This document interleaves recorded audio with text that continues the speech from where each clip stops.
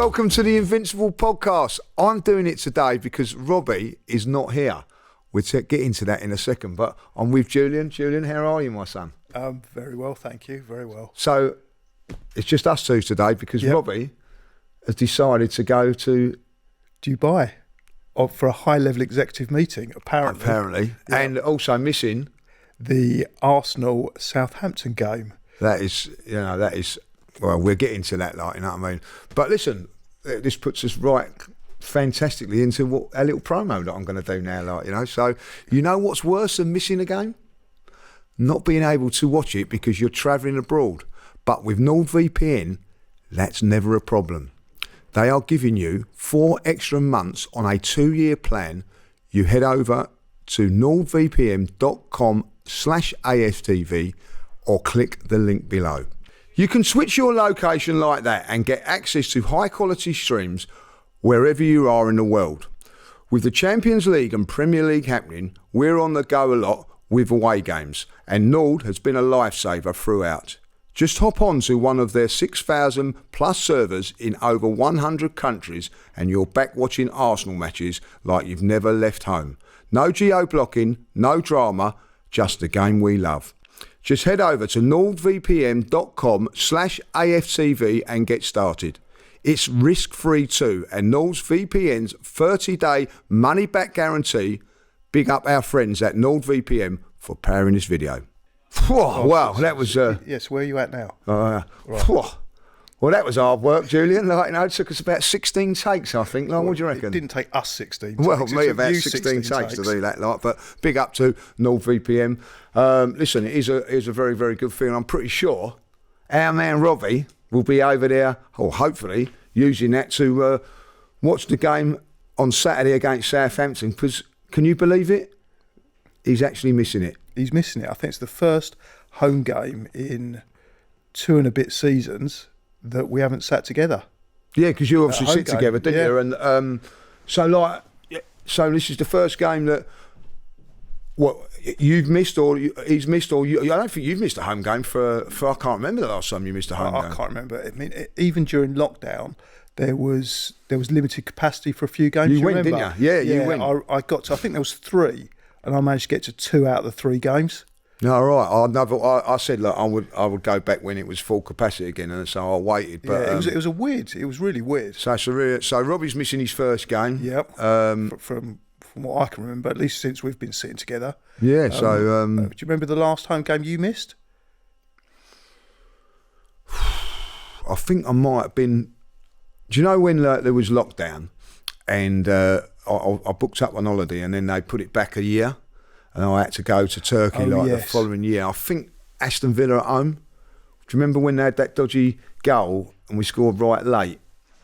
No. I think we won 2-1. Okay. I think Stephen Gerrard was manager then, so that's how long ago that was. And I think Fulham at home as well. I think there was 2 games on the Saturday and the Tuesday. Was it the one that we drew 2-2? No, we beat Fulham 2-1. I think someone, if I remember rightly, made a big mistake at the back and we ended up winning it. And I remember the Aston Villa game. I think it was 2-1 down against. I think it was 1-0 down against Fulham. Come back and won 2-1, 2 late goals, and the Aston Villa game. So I remember being away on holiday. And do you know when you was talking about missing a game there? There was one moment that we might not have got that first game. It was like in the hotel. They were struggling getting it. And do you know there was me and a few of my mates who were all Arsenal fans and all that. And you panic. Yeah, there's a real urge, you know what I mean? Like, and there was the bar to go and watch the game was about a mile and a half away from the hotel. But they sort of said in the hotel, no, we got it, and they was panicking that they weren't got it. And just as it was about to kick off, they got it. So it's a relief when you're watching games if you miss one. Like I know you missed the West Ham game, didn't you? Did you get to see that game? Or? Yeah, I mean I got to see it, but I was in a blind panic because I couldn't get on that plane. And for me, I have got one thing called a concession with British Airways, which means I'm on a friends and family list. Now, the benefit of that is I don't pay and I get the best seat available. But the downside is there isn't room. If there isn't room on the plane, it's full up. I don't get on. Although more times than not, the pilot will let me have a crew seat. So you know, Charlie, my good friend, Yeah, was a yeah, pilot. yeah. His mate was flying the plane. So he goes, "Yeah, you've got no issues getting on that plane. Even if it's absolutely rammed, you'll get on." It was rammed, but unfortunately there was a bit of communication issues between the pilot and the ground crew, and they didn't let me on. I was absolutely mortified, and my girlfriend, who did get on the plane because she'd actually paid to get on, her last words to me were, serves you right. You should pay to get on. Bye bye. See you later. Yeah. And so she took your ticket to West Ham, then, did she? No. I think that was strict. That was the one when he was late, and I nearly ended up not getting in and all that. Yeah, night, you know. But I mean, I got to watch it with Charlie in Dubai, which was good. And I suppose you're in an environment, in a really nice hotel, watching the game, and you know it was great ambience. It was wonderful, but I felt like I was really missing out. Wherever you are in the world, yeah, you know, I'd far rather be watching Arsenal. Yeah, watching the game. Yeah, and actually there, and you get addicted to that. Listen, we're very, very fortunate, aren't we? Like to be able to go at the games and that. I mean, there is a couple of times where we're looking at a game now because they put the Preston game in on a Wednesday, haven't they? Yeah, you try to get out of it. Try to get out of it, like, you know, because.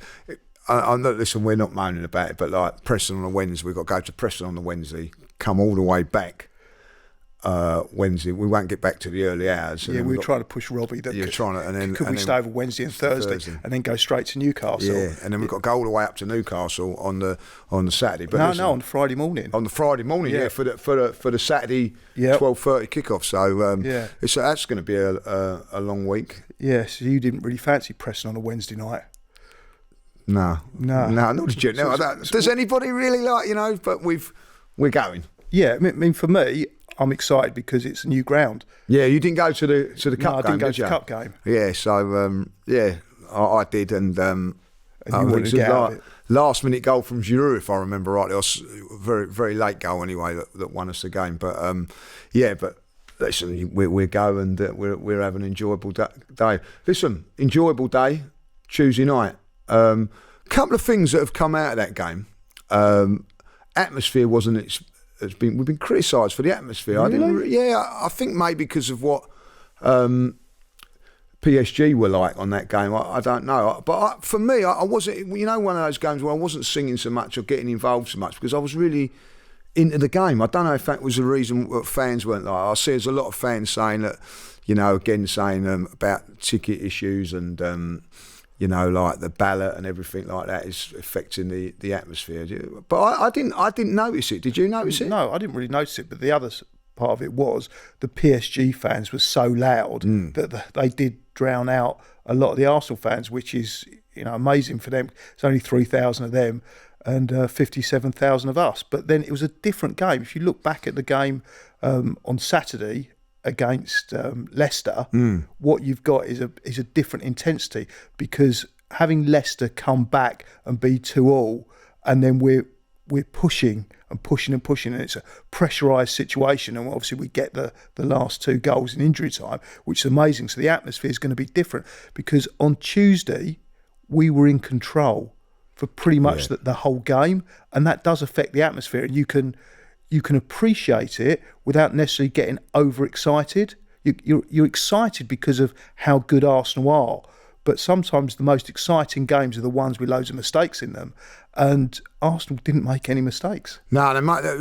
it's a mad thing really when you look at it. Like the Leicester game, Leicester PSG, big golfing quality. If I'll be honest, you know, I was quite impressed with PSG, but the way we controlled and played that game was so much better than against Leicester. When you look back at the Leicester game, you know what I mean, it was a real intense affair in the end, wasn't it? After really going from being comfortable at 2-0, credit to them, they come back to 2-2. I didn't really ever see that sort of I actually see it reversed, really, sort of games, but I can't believe how controlled we were in that game against PSG, and that must be encouraging going forward, looking at that maybe we're learning in Europe. Yeah, I mean, for me, I never understood why we weren't such a great team in Europe when we're such a great team in the Premier League.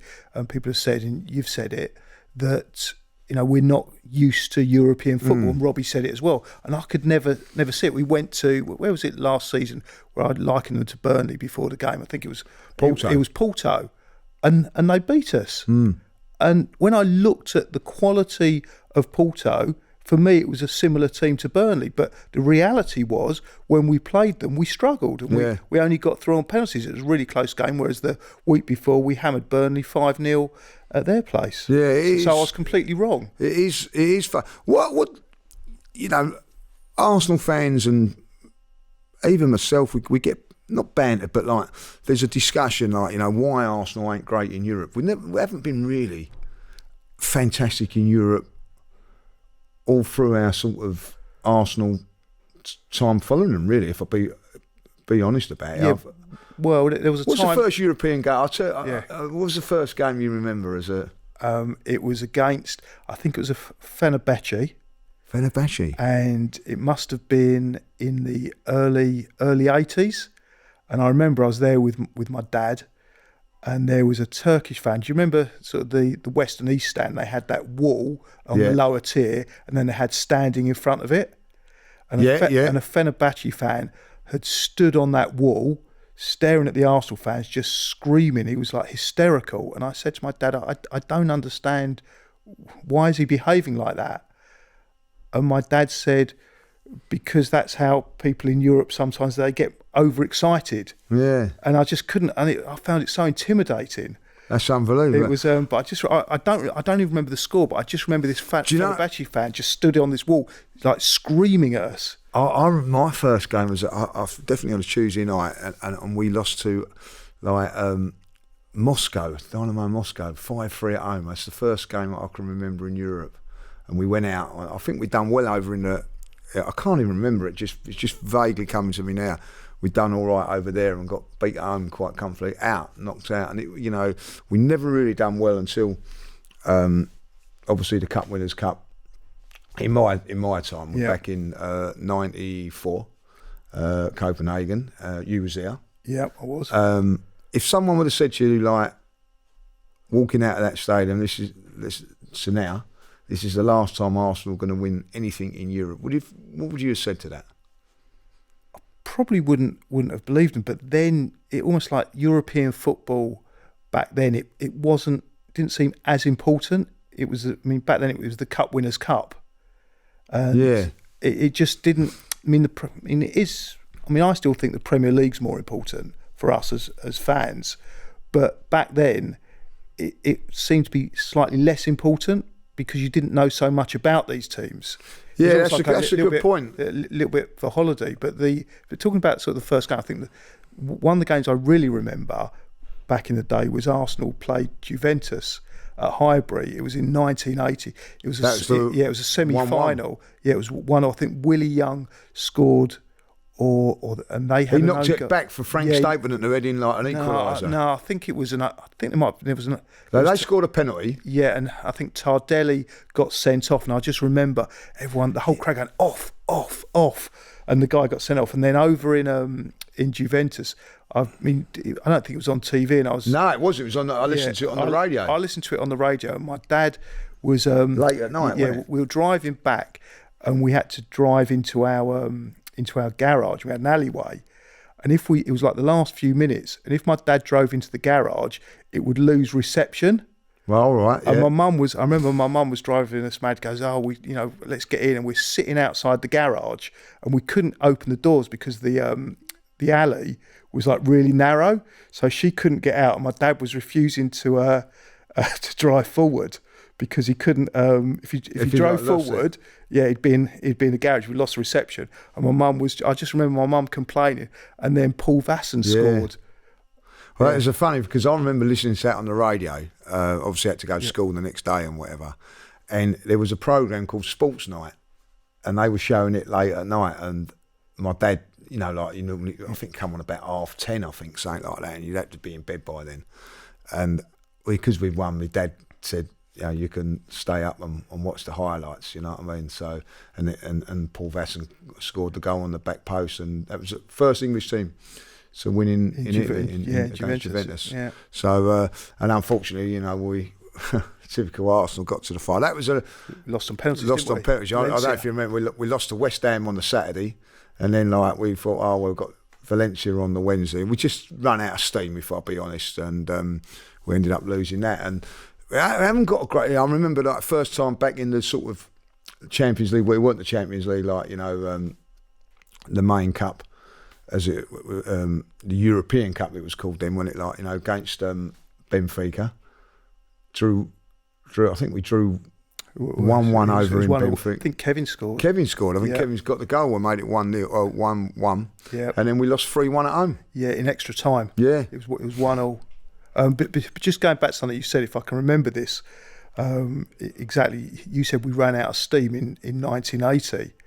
Well, from memory, and I haven't practiced this. Normally, I kind of look at these things before, but I looked at this maybe about 2 years ago. I think Arsenal only had a squad of 19 players.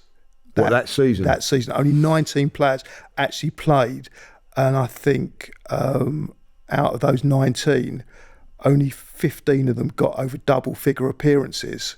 And they played, I think it was something like 59 games. We played Liverpool in the semi-final. I don't know how many times. A load of times. And there was a panic going on because the cup final was on the Saturday, and this midweek game, we beat them in the midweek to get to the final, and then there was panicking. What are they going to do? Have another game or whatever? Thankfully Arsenal.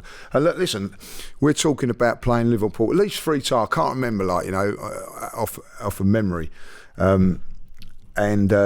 This is a Liverpool team, by the way, that were the best. The best. Best of the best. So we had to do that, go and playing them, then go and play West Ham in the final, and then go and play Valencia on the Wednesday night. Graham Ricks and Liam Brady, of course, missed penalties. And that cup final was my first FA Cup final. Was West Ham, that one there. Surprised you ever went again. So, you're just really excited about it and all that, and unfortunately, we lost that.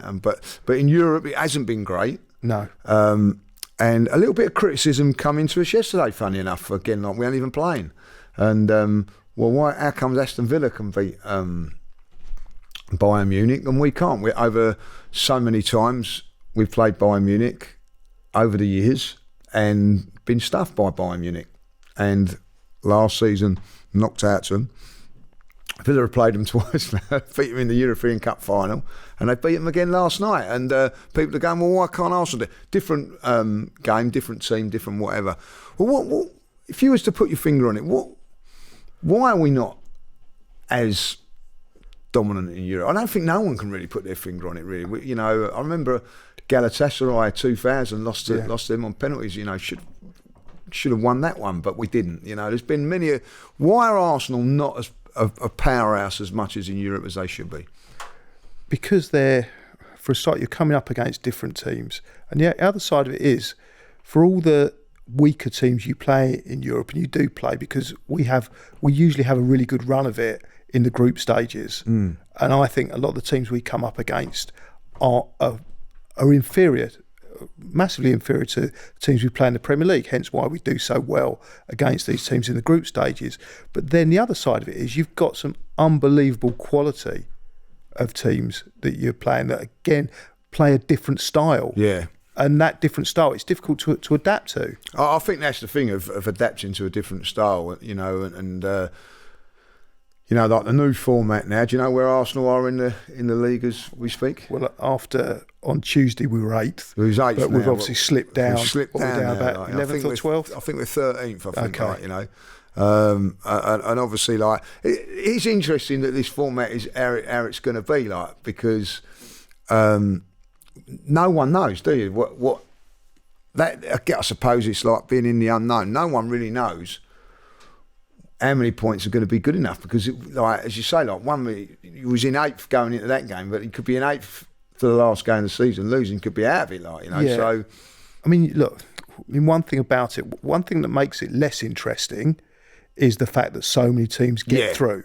Yeah, I totally agree. And I think even after you look at that competition, the teams that are in it, we are getting through. I don't think there's any doubt that we're not going to finish in those the bottom 8 places. Yeah, so the worst scenario is we're going to get a play. So we're going to get a place. So that to me actually makes this competition less interesting, because it pretty much ensures that every half decent team is going to be in that that's going to be in that last 16. But where it starts to get interesting is it's a pretty elite position to get in that top 8. Yeah. So, like the first 8 go through, and then the next 16 are going to play a playoff. So it's like, it is interesting from that point of view. It probably gets interesting. Again, listen, for me, the Champions League always got interesting when it became like the last of the knockout. And it's still the same now. Yeah. It's still the same now, but with extra games. Yeah, it is, but that top 8 is where I wouldn't say we need to be, but we kind of want to be from a fan perspective, and also the team perspective. Is you talk about the team being tired, and that if you had to get into that playoff game, you can't start resting players. No, unless you are lucky that you get drawn against a team that sort of crept in towards the bottom. I don't know how the seeding's going to work. I don't know how it works. Is it going to just be a free draw so you can play anyone? I don't know. Let us know in the comments, because we don't know. We haven't done that research. We haven't done that research. So, but looking back on the game on Tuesday, some fantastic performances. Who was the standout for you? Timber in the first half and Calafiori. I thought that worked really well between them. If you're Ben White, are you worried? Yes, I'm worried about the fact that you're not going to be a nailed-on starter. But then the other side of it is, I thought Ben White was overplayed. So I don't think Ben White needs to be worried that he's not going to play an important role for Arsenal over the coming season and coming seasons. But if you want to start every game, then I don't think that's happening for him now, with the levels that those two are at. And also you've got Zinchenko coming in the team. You've got Tomiyasu that's been injured. It's an amazing defence. Yeah, it is, and it's got a lot of quality in it, and really when you think about it, Tomiyasu's back now, so he's going to strengthen that up as well, because he can play. I think when fit, he can play anywhere along the back four and do a job as well. So defensively, we're very, very sound. I thought Thomas Partey had a really good game as well. Yeah, a bit interesting that he come off. So what's going to happen there? We'll talk about the Southampton game in a moment.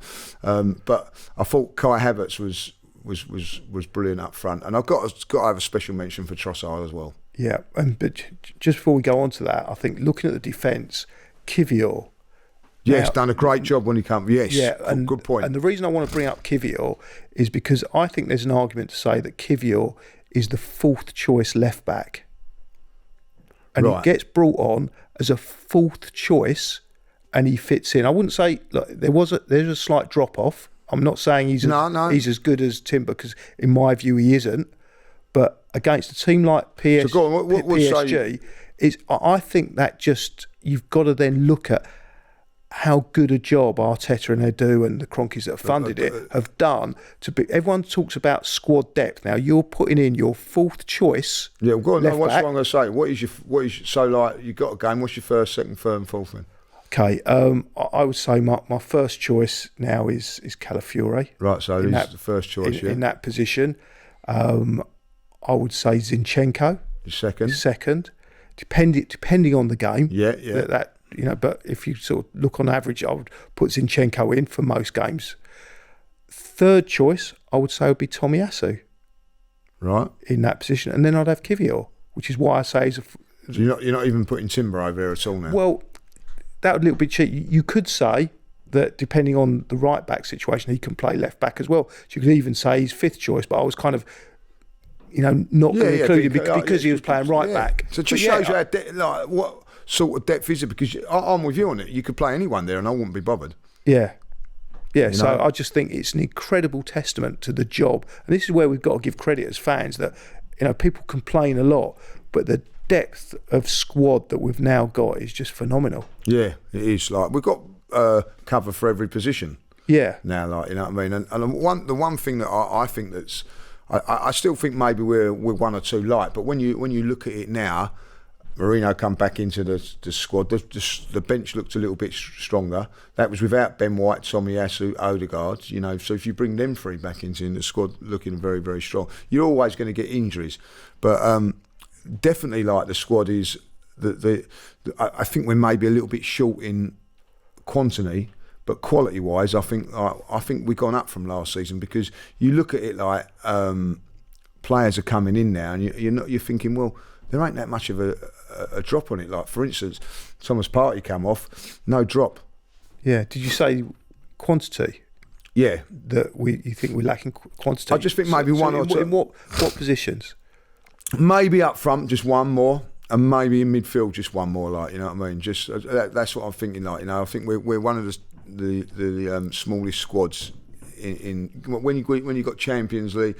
Don't forget also, I don't know about you, but I'm hoping that we go well in domestic cup competitions as well. Like, you know, but I think when I say that the squad's a little bit weak in quality, in quantity wise, I think you've got to give up and big up the Arteta and all that, because the youngsters are coming in and they're sort of adding to it.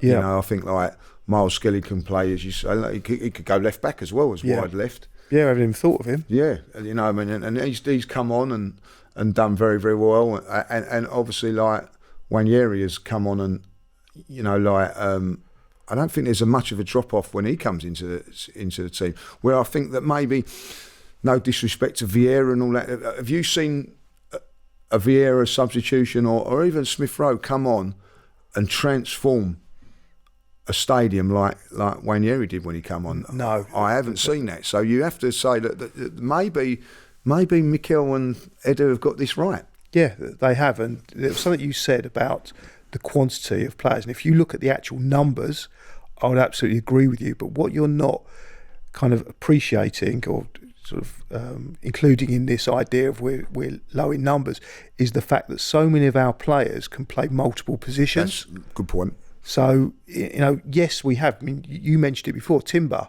So if we had Ben White fit, and then we had a load of injuries on the left, he fits in over there. Same with Tommy Asu. Yeah. So you're not necessarily you've got. I remember doing an interview when Fan Cam, I think Ben White's first game, and Ben White, he played at right back, but he'd also played in a defensive midfield role. Yeah, for Leeds, he's done that. For Leeds. And my comments after was, you've got two for the price one. Because the question was, do you think 50 million is too much for him?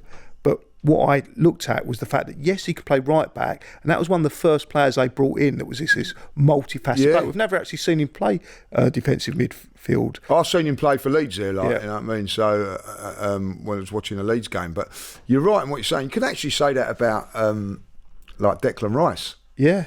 You know what I mean? He's a £100 million player, but like 50 million when he plays one position, 50 million when he plays another. Yeah. Trossard can do that as well. Yep. You know, I even think Jesus could play wide and play down the middle.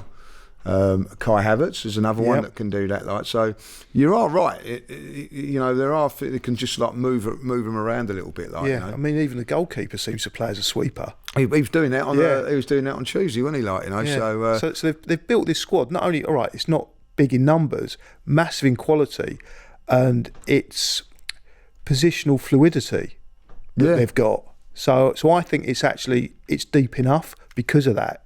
And listen, it's been tested. Yeah, it's been massively tested in some real tough games, and we've got over that. Like, you know, so you know it does go well for the season. Of course, we've got one more game before another international break. Just when you get the season clicking along, you know, international break. We'll talk about Aaron Ramsdale in a second, but what I want to talk about is bearing in mind we've got these internationals coming up, and you know that the likes of Declan Rice, Saka, Kai Havertz I'm going to bring into this, and Thomas Partey, Saliba, right? Probably Gabriel as well. What about Martinelli? Has he been called up? I don't think he has. I'm not too sure. But them 6 players are guaranteed starters and guaranteed are going to be playing all over this international break. You know, I can't stand it. I've got to say that. I'm looking at making sure he's on. And of course, we had the news on the last one when Odegaard went down. Bearing that in mind, Southampton on Saturday. Are you rotating, or are you thinking about maybe resting one or two, or is it like no, straight in now? So why would we be resting them? Well, the way I'm saying is because they're not going to get rested on international duty. When we come back, I don't know if you've seen our fixtures coming back. We've got another tough run of fixtures away from home as well in the Champions League, Newcastle and Chelsea at the back end of it. You know that the international managers are not going to rest our players. Like for instance, last season when Saliba went to France, he was on the bench, so you weren't panicking. Like, come back and he was all right. But you know he's going to play these next 2 games. You know, when are you going to look to rotate or rest, or you're not going to? I look at Man City; they're doing rotating a little bit. Is this a game? My question being, like, we've got Southampton. If you're not going to rotate in this game, when are you going to rotate, or is there a need to rotate? Okay, if you're rotating because you're resting players, you're resting them for the benefit of international football. As you said, if they're not going to rest them, they're going to come back jaded anyway. So why, why rest them for their benefit? The other side of it is, the discussions about the dark arts have been brought up a few times recently. Is if you don't play players on Saturday because they're not quite right, then they're coming back from an injury or they need a rest, isn't that then a reason for them not to go on an international break? So that is, but so we've had Timber come off.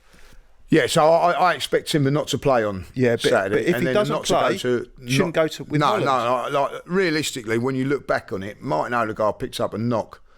Do you remember he come off? It should never have gone. No. So Timber now, even though he's missed a year's football, he'll probably want to be involved in internationals. He's not back in the squad like he was. He would probably start games now for the Netherlands. I'll be honest, after the performances. But you're going to have to say no. It's a no go. You're feeling something and whatever. It's difficult to say to players not to go. So what you're saying, you don't want Declan Rice to be playing for England, and I don't want any Arsenal players playing for anyone other than Arsenal. No, I know, but because we're Arsenal fans. Yeah, but the more successful you get, that's going to happen. I understand that happens, and I accept that happens. Doesn't mean I want it to happen. So if there's any excuse that Arteta can use to not bring, use it, because it's for the benefit of Arsenal. What would be your team? Would you make changes on the player that I would bring in? We're going to try and pronounce it since we were told off on starting 11 about how we pronounce it. I'm still going with Wanyeri. I'm still going. Yeah, I'll go with that. I'd bring him in. For who? And I'd bring him in. I'd have a midfield of Declan Rice, Mourinho, and Nwaneri. That would be my midfield. Right. Okay. So you're leaving Partey out. I'd leave Partey out, not because I don't think he's playing well, because I think he's really playing well. But I think this type of game, you can afford to kind of. You're not dropping him. What about Trossard? You're leaving Trossard out as well? Then I thought he was sensational. I thought it was sensational, and for me, there'd be an argument to play him maybe on the left instead of Martinelli for this game. And again, I'm not saying that Martinelli's playing badly, and I want to see him drop, but I think, as you said, Trossard was quite incredible. Yeah. On Tuesday. Not for Saka though, who's got to go out on international duty. Martinelli maybe not. I wouldn't want to upset Robbie. Even though he's not here, he might be watching. He's the best player. He's the greatest player. Never, ever drop him, ever. We never drop Saka like No. that. Now, one player, of course, is returning. A big favourite of mine. Your mate. Yeah, my mate. Listen, I hope he does well. Really?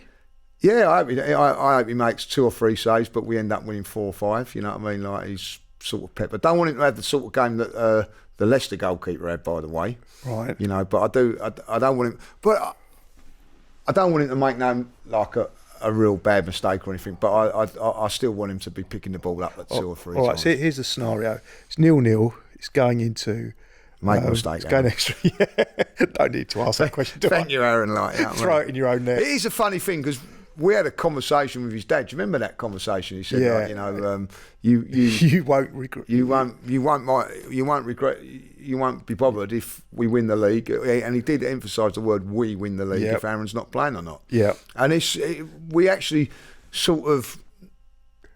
Well, I agreed straight away because I wasn't. I sort of agreed, and and we had those discussions. I think we did a show when we're in Portugal, and we did that show with Cecil about you were arguing that Ramsdale should be the number one. I was arguing that Raya should be the number one, and you were adamant, absolutely adamant. I was adamant. I look back on it and I didn't think that he'd done anything wrong. And I look back at last season and I still say like Raya wasn't really that as impressive. But this season, I don't know if because it's the weight of everything, like you haven't got to worry about that so much now, like you know that you're number one. I just think it's just gone up a level. That if he'd have come in and done what he's done now, I don't think there would have been an argument. But I think last season there was some mistakes in him and whatever. He wasn't quite great. But this season, I just think that I think Ray has been our best player this season. I really do. Been outstanding. Been outstanding. I mean, I watched him on Tuesday, and the ratings I think were 7 for him. Now, for me, I understand why he got a 7, because he didn't have that much to do, so he didn't really have the ability. He didn't have the ability to be able to kind of get higher than a 7. I mean, maybe an 8 you could give him, but everything he did from taking out crosses. Remember the ball? What about that ball to Martinelli in the first half? And I know the cross you're on about is about a minute to go from the end, and it was like right deep in there. Up he comes and claims it. And when I'll say this now: if a cross comes in, I'm you see a lot of keepers punching it, and I expect him to come out and catch it. He's really come on right, and I listen. I will never agree with the way it was done. I was never agree. There's not too many times that I don't agree with Edu and Arteta at this moment in time. I don't agree with what they've done. I don't agree with from a humane perspective. Yeah. Forget about football's ruthless. We know that, but like to sign a contract a couple of months before that and then do what you do. And then come out and say, I've got 2 goalkeepers, and then when it comes to Champions League games, not playing them and whatever. Like, I just felt it was wrong after what he had done for us as well. But listen, football is ruthless. You know what I mean? And it's true what his dad. I'm going to go back with what his dad turned around and said as well. Don't feel sorry for him. He's on good money and everything like that. He, very honest about things and all that, and it's up to Aaron to deal with it. And he did deal with it. He did deal with it fantastically well. He was always supportive. Very, very supportive. And he's made the decision to go to Southampton. Now, I really, really want him to do well and all that, but I just feel that maybe he should have perhaps just waited for another club. I don't know, maybe. But I don't think the choices were there. When you look at the goalkeepers at every Premier League club, there wasn't too many choices. He had to go in as a number one, and Southampton were the only, pretty much. Do you think Arsenal may have said to him because I still think if Chelsea have a weakness, it's their goalkeeper. Maybe Arsenal wouldn't sell to Chelsea, maybe they will sell now or whatever. I don't know, but from an Arsenal perspective, it was a good sale to sell him to Southampton, who, with all due respect, Southampton aren't one of our rivals. But the other thing about it is that he spent time on the South Coast. He played for Bournemouth. Yeah. It's not a bad place to go. Not a bad place to live. It's a really lovely area. Southampton have started off really badly. 6 games? They've got. I think they've drawn one, and they've lost. He's in danger, Russell Martin. There is rumours that if he loses big against Arsenal, which is a bit unfair after what he'd done from last season, got them up, that they are going to, press the button. Yeah, it reminds me a little bit of the Bournemouth manager. This time last season, is that he came in with a good reputation. I know Russell Martin doesn't have the same sort of pedigree as him. He's a young manager, but for Bournemouth, they stuck with him. And I remember that they got hammered by Arsenal. I think it was 3 or 4-0 at Bournemouth. We were there, and he did keep his job. And then, now Bournemouth are doing really well because they had faith in him, and I don't think you can sack a manager. Same happened with Arteta. Arsenal had faith in him, and look at it now. He is having to adapt. One thing about Russell Martin is he's got a set way. He's got his plan A, and he's a very principled man, and he wants to play a certain way, and he'd rather play that way and seem to lose, and that might. And listen, from his point of view, it's a great point that you make there, because if you have a look at it, right, Vincent Kompany done exactly the same. And he got the job at Bayern. And he's got the job at Bayern. Like, Yeah. It might have, Bournemouth, Burnley stuck with him all of that time and went down. And then, so I don't think Russell Martin should change his principles to a certain degree. I think sometimes he definitely shouldn't change them on Saturday. No, he definitely shouldn't change them on Saturday. But I get that you may have to change them a little bit, like, but whatever. But don't go totally away from your principles. And if they are asking him to go totally away from his principles, then the reason he got the job was to play this style of football. Yeah. So to say, right, we're going to sack you because you're playing it, is a little bit harsh. So I hope that he does survive and they do keep faith with him, like, because I do think it could. I'll watch them against Bournemouth. I'd be disappointed if Arsenal don't. If Arsenal struggle in this game, I'd be disappointed. Yeah. But if you look at them against Bournemouth, I think for the first 20 minutes, I thought they were the better team, and then they conceded that goal from the quick free kick. They switched off on, and I think their heads went down, and that's what Russell Martin was so upset about. The fact that they just let it get to them. There was one mistake, and every team can make a mistake, and that is one of the differences with Arsenal. Arsenal have made mistakes, but look how Arsenal bounced back. Exactly the mentality thing, and then what he did, he brought on a few substitutions at half time. And actually, they won. They won the second half. They energised it a bit. They won the second half. So I'm hoping we'll see the first half. Not even the first half. The Southampton of minutes 21 to 45. As we're coming to the end now, what do you actually think is going to happen on? Like, first of all, Aaron Ramsdale, yes or no, he's going to get a good reception. Yes, absolutely. I think he is, absolutely. And anyone that doesn't is disgraceful. Yeah, he deserves a good reception. And what do you reckon that? What do you reckon? 3 easy points, or is it going to be a bit of a? Yeah, I'm going to say it. When you look at, and I always look at the form of teams, but as long as we don't see the second half performance against Bournemouth from Southampton, or they change their style where they sit back, if a team comes and try and attacks Arsenal, at the moment, I think they're going to giving themselves the opportunity to get a real hammering. And that's what you're thinking is going to happen? I think if he plays that style against Arsenal, he doesn't have the players to play that style. He's going to have to be a lot more pragmatic. And if he's not, and he comes out and he's a very principled man, he talks a lot about the style and he's not going to change. If he comes here, brilliant, we're going to absolutely smack him. Scoreline? 5-0. 5-0? Yeah. Well, that's very brave. I'm going to go 3, but I think it'd be a really, really good game. It always makes me laugh. You say it was brave of me, 5-0.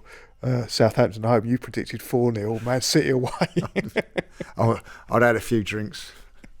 I just, going back to that game, I did think, and it could have been 3 or 4-1 at the end of it. I know, like, they scored, but like I felt that. Yeah, if we'd had 11 men, maybe. Yeah, I honestly, when we go back to that game, I did think, like, I even said to you, I could get me 4 here. Well, I was that confident. We played so well that day, and I think if Arsenal turn up, play to their ability, we should be all right. And I will be nervous before the game because every game that we play in the league I enjoyed Tuesday night. Not the pressure, because we know we're getting through. Yeah, and the pressure's going to be on Saturday, because that's the nature of the beast now that we're in, isn't it?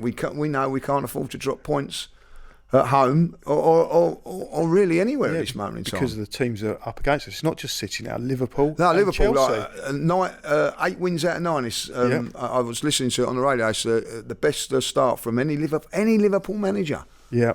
Now, I don't know. I never know when they say that. Is that in Premier League? Because there was life before. There was life before the Premier League, and Liverpool were the best team going. So. If that is the case, you know what I mean, that's a unbelievable stat. I know there's a couple of cup competitions, don't matter. That's still unbelievable. So Liverpool definitely in it. Yeah. Villa, I think, are a threat. I've been impressed with Villa. Yeah, they've been okay. But Chelsea, I think, are the Chelsea, another team we've got to worry about. Yeah. Yeah, and then we're not even mentioning Man City. So we can't afford. If you don't beat Southampton at home, you're going to struggle to win the league. There you go.